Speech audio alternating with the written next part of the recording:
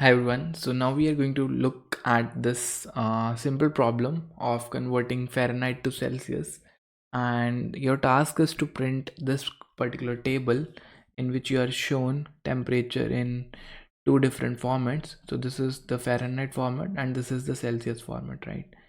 And you have to print this table, right? So you're not given anything, you just need to print this table, and the temperature in Fahrenheit goes from 0 to 300 Fahrenheit, and the corresponding Celsius temperature is not given, but you can compute this using this formula. So this is the formula for the temperature conversion, right? So again, we are going to apply basic concepts, we are going to apply data types, okay, and we have to use loops, and that's it, right? And the basic C++ syntax, right? So what we need to do, we can start with 0, and every time we can make a jump of plus 20 plus 20 plus 20, and for every Fahrenheit temperature we can generate the corresponding temperature in the Celsius using this particular formula. So for every line we will print two numbers, one is the temperature in Fahrenheit and the other is temperature in the Celsius, and we will be done, right? So let's write this simple program. So you say, okay, the temperature in Fahrenheit is 0, the temperature in Celsius is also not known, so you leave it, and you can say while f is less than equal to 300, right? So what you can do is you can compute the corresponding temperature in Celsius.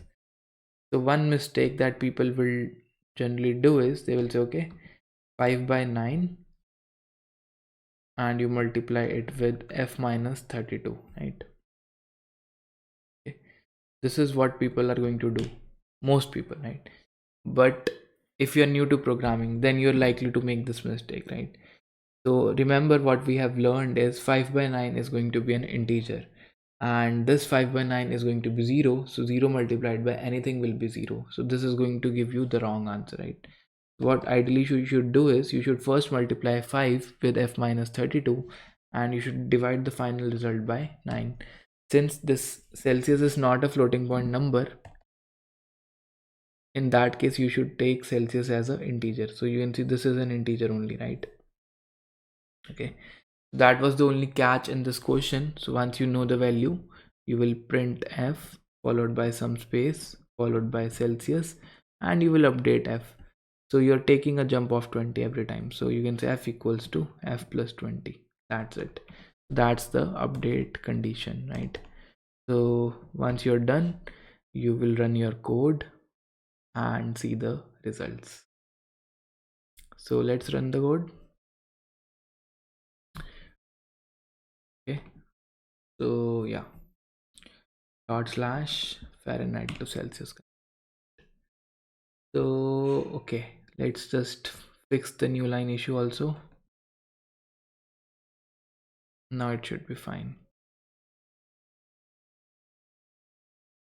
Okay, so you get 0, minus 17, 300, 148, and let us match it with the given output, so it's correct, right? This is how you can print a simple temperature conversion table, and that's it for this video.